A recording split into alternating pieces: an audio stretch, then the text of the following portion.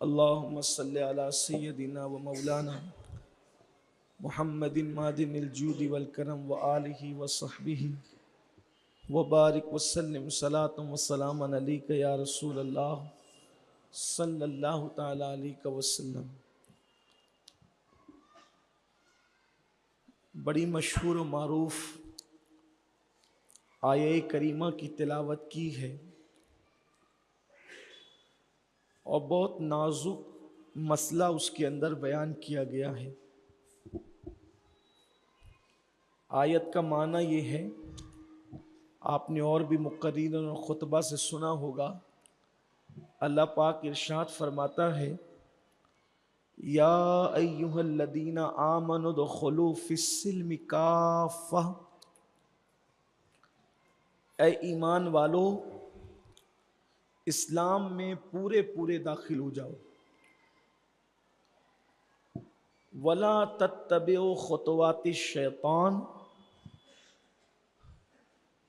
اور شیطان کے پیچھے مت چلو، اس کی پیروی مت کرو۔ انہ لکم عدو مبین، اور بے شک وہ تمہارا کھلا ہوا دشمن ہے۔ آیت کا تیور اے ایمان والو اسلام میں پورے داخل ہو جاؤ، یعنی یہ خطاب کافروں سے نہیں ہو رہا ہے، یہود و نصارہ سے نہیں ہو رہا ہے، بلکہ کس سے ہو رہا ہے؟ ایمان۔ اور اللہ جس کو ایمان والا کہے اس سے بڑا مومن کون ہو سکتا ہے؟ تو اب خطاب ہو رہا ہے کہ اسلام میں پورے داخل ہو جاؤ۔ اس کا بیک گراؤنڈ جو ہے، پس منظر جو ہے، اور جس کو علماء اپنی زبان میں آیت کا شان نزول کہتے ہیں، وہ یہ ہے کہ یہودیوں کے ایک بہت بڑے عالم تھے، ان کا نام عبداللہ ابن سلام تھا۔ تو عبداللہ ابن سلام نے جب اللہ کے رسول صلی اللہ علیہ وآلہ وسلم کو دیکھا تو دیکھ کر کے انہوں نے اسلام قبول کیا، لیکن جب اسلام قبول کیا تو جو پچھلے مذہب کی کچھ باتیں تھیں ان سے بچپنے سے طبیعت کے اندر ایک عمل تھا، جیسے یہودیوں کے یہاں اونٹ کا گوشت وہ نہیں کھاتے اور اونٹنی کا دودھ نہیں پیتے۔ تو اونٹ کا گوشت ان کے یہاں انہوں نے اپنی مرضی سے حرام کر رکھا ہے، اور اونٹنی کا دودھ بھی وہ نہیں پیتے۔ تو عبداللہ ابن سلام چونکہ بچپنے سے اسی ماحول میں پلے بڑے تھے، تو جب مسلمان ہوئے تو ان کے ذہن میں خیال آیا، بہت توجہ سے سننے کی بات ہے، کہ ہماری بربادی، تباہی اور رسوائی کا سب سے بڑا سبب کیا ہے؟ انہوں نے سوچا کہ اسلام میں نے تو قبول کر لیا، اللہ کو ایک مان لیا، رسول اللہ کو نبی مان لیا، سب کچھ ہو گیا، اور اسلام میں اونٹ کا گوشت کھانا کوئی فرض واجب بھی نہیں ہے۔ اسلام میں اونٹ کا گوشت کھانا کوئی فرض واجب بھی تو نہیں ہے، اور اونٹنی کا دودھ پینا کوئی فرض واجب بھی تو نہیں ہے۔ تو انہوں نے ایک ذہن میں بات لے لی کہ میں نے آج کے بعد مسلمان تو ہو گیا، لیکن اپنے پرانے مذہب میں جو میں اونٹ کا گوشت نہیں کھاتا تھا اور اونٹنی کا دودھ نہیں پیتا تھا، یہاں بھی وہی کروں گا، نہ اونٹ کھاؤں گا اور نہ اونٹنی کا دودھ پیوں گا، مسلمان تو ہو گئے۔ انہوں نے یہ ذہن میں بات لی۔ اللہ نے اپنے محبوب غیب دہ نبی صلی اللہ علیہ وآلہ وسلم پر آیت نازل فرمائی کہ ان سے کہہ دو کہ اسلام میں پورے داخل ہو جائے۔ حالانکہ اونٹ کا گوشت کھانا اس کا اسلام سے کوئی تعلق نہیں ہے۔ اس پورے مجمع میں کتنے لوگ ہوں گے جنہوں نے کبھی اونٹ کا گوشت دیکھا بھی نہیں، لیکن ان کے مسلمان ہونے میں کوئی شک بھی نہیں، مگر اللہ پاک نے منع کر دیا، نہیں، جو پچھلے مذہب کی بات ہے اس پر تم کسی اعتبار سے عمل نہیں کرو گے، چھوڑنا پڑے گا سب۔ اگرچہ یہاں فرض واجب نہیں ہے مگر اس مذہب میں وہ حرام مانا جاتا ہے، اس لیے اس سے اگر بچو گے تو گویا کہ اسلام کی شرطیں مکمل نہیں ہو رہی ہے۔ اب یہاں پر ایک انسان کے دماغ میں بات آتی ہے، کتنی چھوٹی سی بات تھی، بظاہر چلیں بھائی نہ کھاتے نہ پیتے، اٹھنی کا دودھ نہ پیتے، اتنی چھوٹی سی بات پر بظاہر، حالانکہ لوگوں کو چھوٹی لگ رہی ہے، اتنی چھوٹی سی بات پر قرآن میں آیت آ گئی اور قیامت تک کے لیے قانون بن گیا۔ بہت چھوٹی سی بات تھی، لیکن اب یہاں ہمیں فکر مل رہی ہے کہ خود کو اور اپنی اولاد کو اگر کفر سے بچانا ہے اور ان کو پیور اور پکا مسلمان بنا کے رکھنا ہے تو اتنی باریک نظر تم کو بھی رکھنی پڑے گی، کیونکہ آپ نے دیکھا ہوگا لگ تو چھوٹی سی بات رہی ہے، لیکن غور کریں جب بھی کوئی ٹرین پٹری بدلتی ہے تو دونوں ٹرینوں کا اسٹیشن ایک ہوتا ہے، راستہ ایک ہوتا ہے، پٹری کتنے انچ سے بدلی جاتی ہے، ایک دم چھوٹا سا باریک سا فاصلہ رہتا ہے۔ جس ٹرین میں بیٹھنے والوں کی ٹرین پٹری بدلتی ہے، ٹرین میں بیٹھنے والوں کو بھی پتہ نہیں چلتا کہ پٹری بدل گئی، کتنے چھوٹا سا باریک سا فاصلہ ہوتا ہے، لیکن جب وہ چھوٹا سا فاصلہ فرق کا ہو جاتا ہے تو اتنی دور دونوں ٹرینیں چلی جاتی ہے کہ پھر کبھی ملنے کی کوئی امید بھی نظر نہیں آتی۔ بلا تمثیل اسلام بتا رہا ہے کہ تم اپنے دین پر اتنی مضبوطی سے قائم رہنا کہ ایک چھوٹی سی بات بھی اپنے دین کی چھوٹنے مت دینا۔ اگر تم نے چھوٹی سی بات بھی چھوڑ دی یا چھوٹنے دی یا اپنے بچوں کو سے چھڑوا دی تو آئندہ تمہاری نسل مسلمان رہے گی یا نہیں رہے گی اس کی کوئی گارنٹی نہیں ہے۔ آج دیکھ نہیں رہے ہیں کہ اللہ اکبر ہر دن یوٹیوب پر، فیس بک پر اور سوشل میڈیا میں، پرنٹ میڈیا میں، الیکٹرانک میڈیا میں روزانہ باتیں سننے میں آتی ہے، فلاں مقام پر فلاں لڑکی نے مذہب بدل دیا اور فلاں کے ساتھ شادی کر لیا، فلاں لڑکے نے مذہب بدل دیا، فلاں کے ساتھ شادی کر لیا۔ میں آپ کو بتاؤں حیران ہوں، پورے ملک میں جانے کا اللہ پاک موقع عطا فرماتا ہے، کہیں 200 بچیاں، کہیں 100 بچے، کہیں 500 بچیاں، یہ حالات ہے۔ یعنی دن بدن لوگ جو ہے مذہب تبدیل کر رہے ہیں۔ اب اس کا ذمہ دار کون؟ اس کا ذمہ دار ہم ہیں کہ ہم نے اپنے بچوں کے دل میں مذہب کی وہ محبت پیدا نہیں کی، مذہب کا وہ پیار پیدا نہیں کیا۔ تھوڑی دیر آپ غور فرمائیں اور بالکل سنجیدگی سے سوچیں، اگر واقعی مسلمان اللہ کے لیے بنے ہو اور قیامت میں اللہ کی عدالت میں جواب دینا ہے، قیامت کے دن اللہ کے یہاں کھڑے رہنا ہے، تو میں آپ سے پوچھنا چاہتا ہوں، بتاؤ جب بچے بڑے ہوتے ہیں ہم ان کی شادی کا تو سوچتے ہیں، جب بچے بڑے ہوتے ہیں ہم ان کی ڈگریوں کا تو سوچتے ہیں، جب بچے بڑے ہوتے ہیں ہم ان کے کاروبار کا تو سوچتے ہیں۔ کتنے ماں باپ ہیں جن کو یہ فکر ہوتی ہے کہ میرا بچہ بڑا ہو کر سچا مسلمان بنے، پکا مومن بنے، پکا ایمان والا بنے۔ نہیں، چلیں ٹھیک ہے، نماز نہیں پڑھ رہا ہے چلتا ہے، روزہ نہیں رکھ رہا ہے چلتا ہے، سچ نہیں بولتا ہے چلتا ہے، اللہ اکبر صدقہ نہیں دیتا چلتا ہے، نام محمد پر انگوٹھے صلی اللہ علیہ وآلہ وسلم نہیں چومتا ہے، اعتراض کرتا ہے چلتا ہے، معترض ہے چلتا ہے، کسی کے بھی ساتھ بیٹھتا ہے چلتا ہے، اللہ اکبر شرابیوں کے ساتھ بیٹھتا ہے چلتا ہے، یعنی ہر چیز چلانے کی کوشش کرتے ہیں۔ آپ مجھے بتائیں جو مذہب چھوڑ کر کے چلے گئے اور ہم جو مذہب میں ہیں آخر فرق کیا ہے؟ جو مذہب میں وہ بھی کتنے مسلمان ہیں اور کتنے پرسنٹ مسلمان ہیں وہ سوچو، کہاں ہے دین؟ جمعہ کی 2 رکعت کے سوا اور دین ہے کہاں؟ جو لوگ داڑھی ٹوپیاں ہیں ان کے پاس بھی دین کتنا ہے؟ جو کرتے پیجامے پہنتے ہیں ان کے پاس بھی دین کتنا ہے؟ رسول اللہ جو دین لے کر آئے تھے وہ دین ہمارے گھروں میں کتنا، ہماری مسجدوں میں کتنا، ہماری زندگیوں میں کتنا ہے؟ نہیں ہے دین اللہ ماشاءاللہ۔ بلکہ کسی بزرگ سے پوچھا کہ کہاں دین کہاں ہے تو فرمایا دین کتابوں میں ہے۔ کہا دیندار کہاں ہے تو کہا قبروں میں چلے گئے۔ تو اب کیا بچا؟ کہا اب نمائش بچی ہے، سب نمائش ہو رہی، دکھا رہا ہوں۔ ہم نے اپنے بچوں کو دین کتنا سکھایا؟ پہلی بات تو ہمیں کتنا دین پتہ ہے وہ بتائیں۔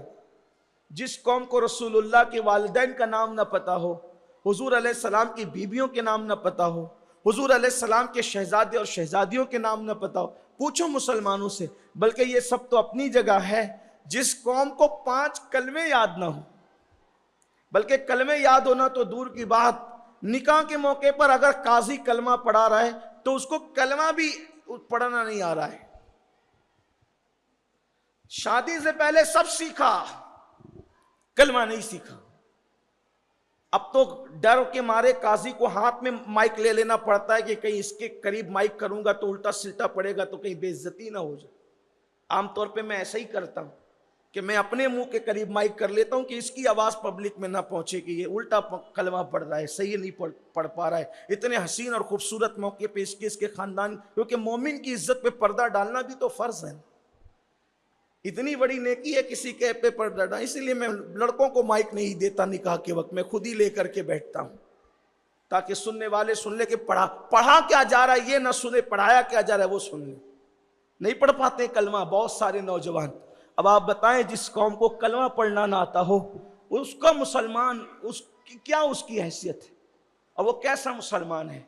آج میری آپ سے گزارش یہ ہے کہ ہر آدمی تڑپ رہا ہے، کلپیں بیچتے ہیں، حضرت دیکھو، مولانا دیکھو، یہ مرتد ہو گیا، وہ کافر ہو گیا، وہ دین سے نکل گیا۔ میں کہتا ہوں ہم کتنے دین میں ہیں وہ بھی تو دیکھ لو، اور ہر مسلمان اتنا کر لے کہ میں دیندار بن جاؤں اور میری اولاد دیندار، بس اتنا اگر آپ نے کر لیا تو انشاءاللہ آپ جنتی ہے۔ قرآن کہتا ہے یا ایھا الذین آمنوا قوا انفسکم واہلیکم نارا، اے ایمان والو اپنے آپ کو اور اپنی اولاد کو جہنم کی آگ سے بچاؤ، وقودھا الناس والحجارہ، جس کا ایندھن انسان اور پتھر ہے۔ ہر آدمی اپنی فیملی کی پرواہ کر لے بس، لیکن پھر کہتا ہوں دین کیا دین سکھائیں گے آپ، کیا کیا سکھائیں گے؟ اب میں آپ کو بتاتا ہوں اس کی ایک فہرست۔ دین کا مطلب یہ زیادہ سے زیادہ ٹوپی پہنو، داڑھی رکھو، اور زیادہ سے زیادہ کرتا پیجامہ پہنو۔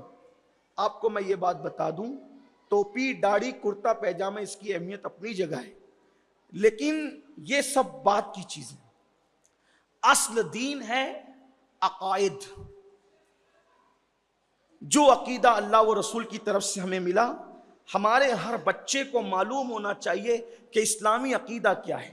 جیسے نمبر 1، اللہ ایک ہے، اس کے سوا کوئی عبادت کے لائق نہیں، عبادت صرف اللہ کی، اللہ کے سوا کسی کی عبادت نہیں، سجدہ صرف اللہ کو، اللہ کے سوا کسی کو سجدہ نہیں۔ یہی اسلام، یہی اہل سنت ہے۔ اب اس میں آپ لوگ رستے کیا نکالتے ہو؟ نہیں حضرت وہ پیر کو تو کر سکتے ہیں نا، پھر کرتے رہو۔ یہ میڈ ان انڈیا مذہب تو ہو سکتا ہے، یہ رسول اللہ کا لایا ہوا دین نہیں ہو سکتا۔ جب صحابہ نے پیروں کو سجدے نہیں کیے، اور صحابہ کا پیر تو کتنا بڑا پیر تھا، سارے پیروں کا پیر مصطفیٰ جان رحمت صلی اللہ علیہ وآلہ وسلم، جب صحابہ نے رسول اللہ کو سجدہ نہیں کیا، اب کون ہے جسے سجدہ کیا جائے؟ کہا نہیں اس نے فرمایا، میں نے کہا کسی نے بھی فرمایا، سن لیں۔ یہ ٹوٹے پھوٹے رستے اسی لیے سب پیدا ہوتے ہیں، سب گندگی اسی لیے پیدا ہوتی ہے۔ کس نے فرمایا؟ میں نے کہا کسی نے بھی فرمایا ہو، جب رسول اللہ کے فرمان کے سامنے کسی کا فرمان آ گیا تو اب سب کے فرمان کو دیوار پہ پھینک کر ماریں گے اور بات صرف رسول اللہ کی مانیں گے، کیونکہ ہم نے کلمہ کس کا پڑھا ہے؟ رسول اللہ کا کلمہ پڑھا۔ کسی کی بھی بات آ جائے، حضور کے بات سے ٹکرائے کسی کی بات، ہمارے امام اعظم ابو حنیفہ کا قول ہے، فرماتے ہیں اگر میرا کوئی قول رسول اللہ کی صحیح حدیث سے ٹکرا جائے اس کو دیوار پہ پھینک کے مار۔ جب امام اعظم یہ کہتے ہیں پھر کس کی اوقات ہے؟ تو ایک بات یہ، اللہ ہی معبود ہے، اس کے سوا کوئی معبود نہیں۔ اس کے بعد ہاں سجدے کی اجازت نہیں ہے، لیکن ابو داؤد شریف کی حدیث ہے، یہ سیاہ ستہ میں سے ایک ہے، ابو داؤد شریف میں حدیث ہے کہ صحابہ کرام نے دیکھا کہ میں اس کا پہلے بیک گراؤنڈ بیان کر رہا ہوں پھر اصل حدیث کی طرف۔ بکریاں حضور کو سجدہ کرتی، جانور سجدہ کرتے، تو ایک وفد آیا، اللہ کے رسول کی بارگاہ میں ایک وفد آیا، تو وہ وفد آیا تو وہ مسلمان ہوئے، نئے نئے مسلمان تھے۔ انہوں نے کہا یا رسول اللہ ہمارے یہاں بادشاہوں کو سجدہ کیا جاتا ہے، جانور آپ کو سجدہ کرتے ہیں، تو ان سے زیادہ جانوروں سے زیادہ تو ہم حقدار ہیں نا کہ ہم آپ کو سجدہ کریں۔ حضور ہم آپ کو سجدہ کرنا چاہتے ہیں۔ آقا علیہ السلام نے کہا نہیں، ہمارے مذہب میں اللہ کے سوا کسی کو سجدہ کرنے کی اجازت نہیں ہے۔ تو کہا پھر حضور ہم آپ کے ہاتھ پیر چوم لیتے ہیں۔ فرمایا ہاں اس کی اجازت ہے۔ تو صحابہ نے حضور کے ہاتھوں کو بھی چوما، پیروں کو بھی چوما۔ اب آپ کے جو پیر ہیں، مرشد ہیں، علماء ہیں، مشائخ ہیں، اسلام نے اجازت دی ہے کہ ان کے ہاتھ بھی چوم سکتے ہو، ماں باپ بھی ہیں تو پیر بھی چوم سکتے ہو، اس کے لیے کوئی ممانعت نہیں۔ سجدہ نہیں ہونا چاہیے، نہ مزار پر ہو نہ بزرگوں کو ہو، سجدوں سے بچو۔ خالص توحید جو اللہ کے رسول لے کر آئے تھے اسی پر۔ مزارات پہ بھی جاؤ تو گر پڑ مت کیا کرو، ایسے گرتے پڑتے ہیں کہ عجیب حالت ہوتی۔ مزارات پر جا کر بزرگوں کے ساتھ اس طرح رہا کرو کہ اگر وہ ظاہری حیات میں یہاں بیٹھے ہوتے تو میں ان کا کیسے احترام کرتا؟ یہی کندھے پکڑ کر کے پیشانی چومتا، پورا بوجھ کندھوں پہ ڈال کر پیشانی چومتا؟ یہ کرتا؟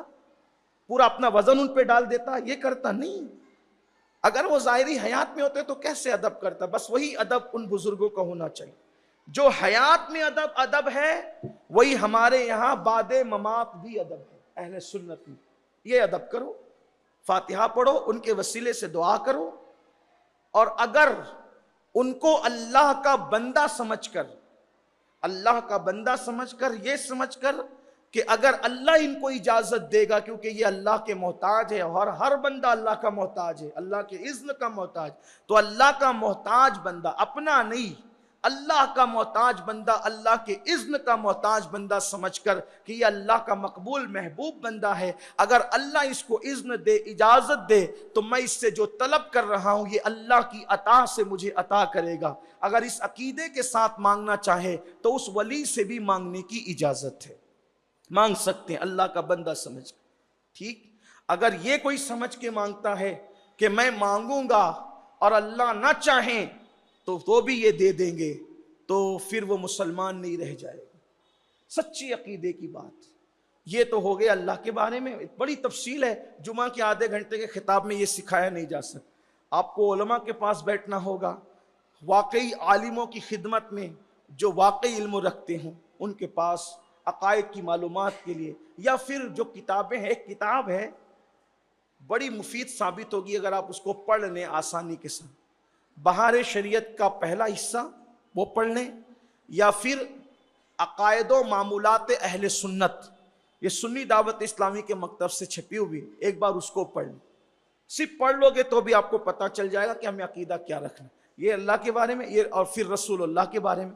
ہمارے نبی تمام نبیوں سے افضل ہیں، بلکہ اللہ کے نبی پوری کائنات میں سب سے افضل ہے، اللہ کی کائنات میں ان سے افضل کوئی نہیں۔